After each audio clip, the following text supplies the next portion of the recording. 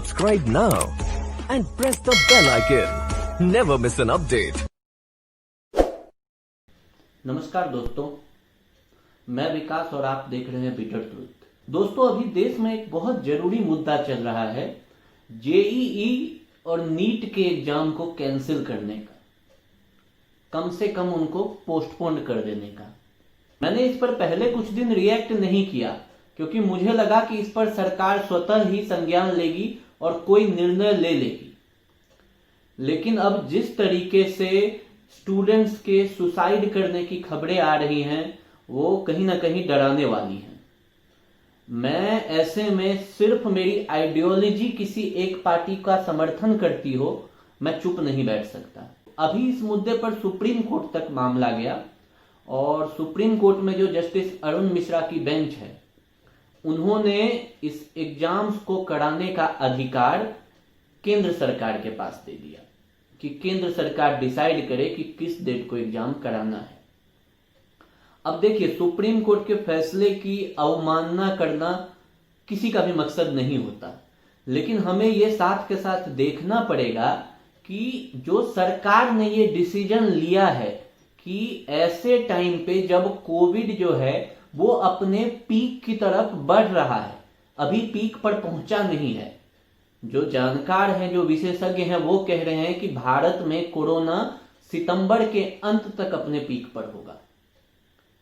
तो आप ऐसे में सोचिए कि 1 सितंबर से 6 सितंबर तक देश के 9 लाख स्टूडेंट जेईई का एग्जाम दे रहे होंगे एग्जाम सेंटर्स पे जाके। देश के 14 से 15 लाख स्टूडेंट जो एमबीबीएस करना चाहते हैं, बीडीएस करना चाहते हैं, वो एग्जाम दे रहे होंगे नीट का एग्जाम सेंटर्स पे जाके। आप खुद सोचिए कि एक व्यक्ति औसतन 2 से 3 लोगों तक कोरोना पहुंचाता है, तो ये 23 लाख की आबादी, कितनी भयावह स्थिति होगी इस देश में। अगर इन 23 लाख में 1 या 2% व्यक्ति भी कोरोना संक्रमित निकले तो ये एक जो कम्युनिटी ट्रांसफर है उसका एक्सट्रीम रूप ले लेगा। इस मामले में पिछले 6-7 दिनों से मैं ट्विटर पर देख रहा हूं कि जो देश के स्टूडेंट्स हैं वो लगातार प्रोटेस्ट कर रहे हैं। कुछ स्टूडेंट ने सुसाइड भी कर लिया, जो कहीं ना कहीं एक लोकतंत्र में शर्मनाक है कि अगर देश की सरकार देश के स्टूडेंट्स, जिनको हम देश का भविष्य कहते हैं, उनकी नहीं सुनेगी। तो मैं भी जेईई की तैयारी कर चुका हूं और स्वीकारने में कोई हर्ज नहीं है कि मैं उसमें सफल नहीं हो पाया, लेकिन वो जो प्रेशर होता है उस एग्जाम का, वो पहले से इतना ज्यादा होता है कि स्टूडेंट्स आधे टाइम डर में होता है। और उसमें जब ये कोविड जैसी सिचुएशन आई डोंट थिंक पिछले 20 सालों में कभी आई, तो ये जो भी जेईई की तैयारी कर रहे हैं स्टूडेंट, उनमें शायद ही कोई होगा जिसने कोविड से पहले ऐसा कोई जो महामारी हो विश्व स्तर की वो देखी हो। मैंने भी मेरे जीवन में नहीं देखी थी, तो वो पहले से डर में है। ऐसे में सरकार को ऐसी क्या जरूरत आन पड़ी कि 1 से 6 सितंबर के बीच 9 लाख स्टूडेंट्स के लिए जेईई एग्जाम कराने की जरूरत है। सितंबर के ही मिड में नीट का एग्जाम कराने की जरूरत पड़ गई। अभी इसके पीछे जहां तक जानकारी आ रही है कि कुछ कोचिंग माफिया हैं जिनका इसके पीछे हाथ बताया जा रहा है कि वो सरकार में एक लॉबी के जरिए पुश कर रहे हैं सरकार को कि सरकार इन एग्जाम्स को करवाए ताकि उन कोचिंग माफिया का जो बिजनेस है वो वापस से बढ़ सके। यहां पे एक बात आपको समझनी होगी, हम कैपिटलिस्ट स्टेट नहीं है। भारत एक वेलफेयर स्टेट है जहां पब्लिक की सेफ्टी वो सबसे इंपॉर्टेंट होती है। हम सब ने स्वागत किया था जनता कर्फ्यू का, हम सब ने स्वागत किया था 21 दिनों के लॉकडाउन का। हम सब तमाम परेशानियों के बावजूद झेल रहे हैं जो लॉकडाउन अभी तक चल रहा है, क्योंकि हम जानते हैं कि एक लोकतंत्र में जो व्यक्ति है उसकी जान सबसे ज्यादा जरूरी है। पैसा कमाना उतना जरूरी नहीं है जितना किसी व्यक्ति की जान बचाना। तो इसीलिए सरकार अपनी तरफ से तमाम दावे करे कि वो एसओपी का पालन करवाएंगे, लेकिन आपको यहां पर मैं स्टूडेंट्स का पक्ष बताऊंगा। मुझसे कई सारे स्टूडेंट्स ने बात की इस मुद्दे पर, और जो सबसे बड़ा प्रॉब्लम जो स्टूडेंट्स बता रहे हैं वो है ट्रांसपोर्टेशन का, और ये एक जेन्युइन प्रॉब्लम है। मैं देश के जो सबसे पिछड़े इलाके हैं बिहार, वहां से आता हूं, तो मैंने ये चीज देखी है कि हमारे यहाँ पे आज भी ट्रांसपोर्टेशन के नाम पे अगर बात करें तो पूरे राज्य में अगर एक दो डिस्ट्रिक्ट छोड़ दे तो कहीं भी अच्छे से बस की भी सुविधा नहीं है। जो सरकारी बसें होती है ना, उनकी भी सुविधा नहीं है। बिहार राज्य में जो ट्रेन है वो भी मधुबनी तक जाकर रुक जाती है, जबकि उससे 100-200 किलोमीटर आगे जाकर बिहार का बॉर्डर आता है। तो आप खुद सोचिए कि उस राज्य में अगर पटना किसी का सेंटर पड़े, क्योंकि जो ये नीट वाले हैं, ये जेईई वाले हैं, वो मधुबनी में तो जाके सेंटर रखेंगे नहीं। तो अगर किसी स्टूडेंट का पटना सेंटर आ जाता है जो उसके सबसे नजदीक हो, वो मधुबनी से या मेरा गांव कह दे तो वहां से तकरीबन 200 किलोमीटर दूर है। उसके लिए उसको बस से 4 से 5 घंटे की यात्रा करनी पड़ती है। और मैक्सिमम स्टूडेंट जो होते हैं हमारे यहाँ, वो करते क्या है कि वो एक दिन पहले ही पटना पहुंच जाते हैं, वहां किसी रिश्तेदार के यहाँ रुक जाते हैं या किसी होटल में रुक जाते हैं। अब ये जो कोविड की सिचुएशन आ गई है, इसमें हम सब ने इतना तो देखा है जीवन में कि अपना परिवार छोड़कर कोई भी रिश्तेदार नहीं है। तो आप किसी रिश्तेदार के भी घर ऐसे टाइम पर नहीं जा सकते। बात रही होटल्स की, तो होटल्स चलिए कुछ खुल भी गए हैं, लेकिन क्या होटल्स सेफ हैं ऐसे समय में? और वो भी जब एक भीड़ जाएगी, 15 लाख बहुत बड़ी आबादी होती है, वो यंग एज के स्टूडेंट्स हैं, उनपे ऑलरेडी इतना प्रेशर है एग्जाम का कि वो इसमें अगर इस तरीके का प्रेशर और उन पे आएगा कि उसमें अगर उनको ये कोविड संक्रमण का डर और बढ़ेगा तो कहीं ना कहीं ये स्टूडेंट के भविष्य से खिलवाड़ करने जैसा है। और अगर अभी की सिचुएशन की हम बात करें तो बिहार हो या देश का कोई भी हिस्सा हो, वहां या तो पब्लिक ट्रांसपोर्ट बंद है या बहुत लिमिटेड अमाउंट में चल रहे हैं। तो क्या भारत सरकार, जो एचआरडी मिनिस्ट्री है, अब वो एजुकेशन मिनिस्ट्री हो गई है, तो जो एजुकेशन मिनिस्ट्री है, क्या वो ये जिम्मेदारी भी लेगी कि वो स्टूडेंट को जो दूर सुदूर गांवों में रह रहे हैं उनको एग्जाम सेंटर्स तक पहुंचाएगी, बसेज की व्यवस्था करेगी, और वो भी पूरी तरह से सैनिटेशन के साथ? मुझे ऐसा संभव नहीं लगता। अगर सरकार ये सब कर सकती है तो फिर 1 मिनट के लिए हम मान भी ले कि चलिए एग्जाम करवा दिए जाए, लेकिन ऐसा संभव होता दिखता नहीं है। जो दूसरी मुख्य समस्या है, महामारी का डर। अब आप खुद सोचिए कि हमारा देश ऑलरेडी आज की बात करें तो 35 लाख के तकरीबन मामले पहुंच गए हैं कोविड के। अभी पीक आने का समय नहीं है। जब पीक आएगा भारत में, उस समय भारत में कोविड के जो पेशेंट होंगे उनकी संख्या तकरीबन 1 से 2 करोड़ के बीच होगी, और वो सितंबर के आखिरी तक आएगा।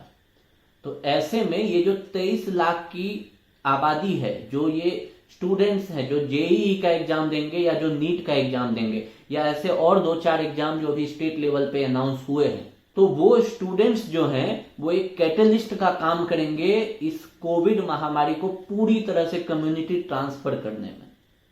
ये भयावह स्थिति होगी। इस देश में बेड नहीं मिलेंगे आपको। आज जिन स्टूडेंट्स ने सुसाइड किया है या जो हंगर स्ट्राइक पे हैं, अगर कल को उनको कुछ हो जाता है तो क्या इस देश की सरकार की जिम्मेदारी नहीं बनती है?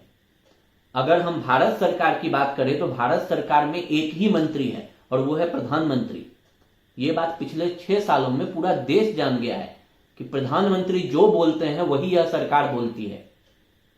यहां कैबिनेट का कोई विमर्श नहीं होता। जो हमारे शिक्षा मंत्री हैं, खैर उनके कहने ही क्या। तो शिक्षा मंत्री जो हैं वो ज्ञान बांट रहे हैं कि आपको अगर एग्जाम में किसी तरह की दिक्कत है तो मुझसे बात करें। उनको इतनी समझदारी तो उनमें होनी चाहिए कि स्टूडेंट्स की जान से खिलवाड़ करना, वो भी चंद कोचिंग माफिया जो हैं, जो एक लॉबी है, और ये कुछ कुछ वैसा ही है जैसे बॉलीवुड में एक लॉबी है जो कि पुश करती है अपने आइडियाज को। उसी तरह से ये जो कोचिंग माफिया है ना, ये पुश करते हैं कि उनका बिजनेस किस तरीके से चले।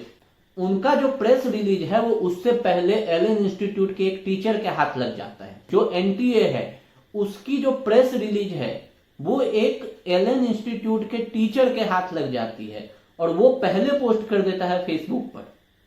तो आप खुद सोचिए कि ऐसे में इस तरह की संस्थाओं पर कैसे भरोसा बढ़ेगा स्टूडेंट्स का।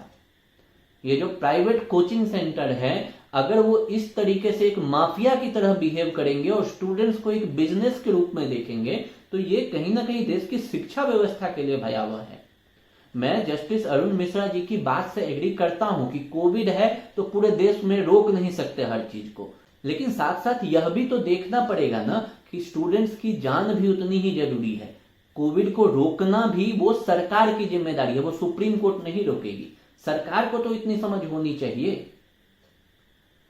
इसका सॉल्यूशन आज के समय में कंक्रीट सॉल्यूशन कोई नहीं है, लेकिन अगर मुझसे पूछे तो एक सॉल्यूशन जो बनता है, मुझे लगता है कि या तो एग्जाम को दीपावली के बाद शिफ्ट किया जा सकता है। तब तक हो सकता है देश में, विदेशों में कई जगह पे कोरोना की वैक्सीन पे काम चल रहा है, फाइनल स्टेज में काम चल रहा है। एक बार वैक्सीन आ जाएगी तो स्टूडेंट्स का डर थोड़ा कम हो जाएगा, उनमें एक उम्मीद भी बढ़ जाएगी कि हाँ कोविड के चांसेज अब कम होंगे।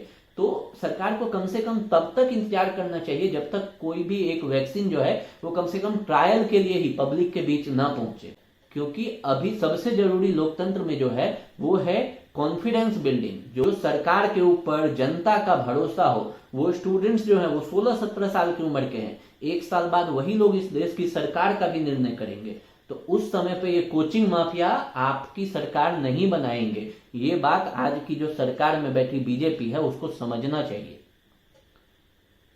मेरा एक ही सॉल्यूशन है, मेरा इस मामले में एक ही सॉल्यूशन है कि आप इस एग्जाम को दीपावली तक के लिए टाल दीजिए और इसके बाद जब सेशन स्टार्ट हो तो एक सेमेस्टर जो है उसमें ग्रेस मार्किंग दे दीजिए हर स्टूडेंट को। मैं भी बीटेक कर चुका हूं, 8 सेमेस्टर में जरूरी नहीं कि जितना मैंने 7 सेमेस्टर में पढ़ा और 1 सेमेस्टर नहीं पढ़ा तो मेरा कोई नुकसान हो गया। 7 सेमेस्टर की पढ़ाई से भी इंजीनियर बना जा सकता है, 4.5 साल की पढ़ाई से भी एमबीबीएस किया जा सकता है, जरूरी नहीं है वो पूरे 5 साल की हो।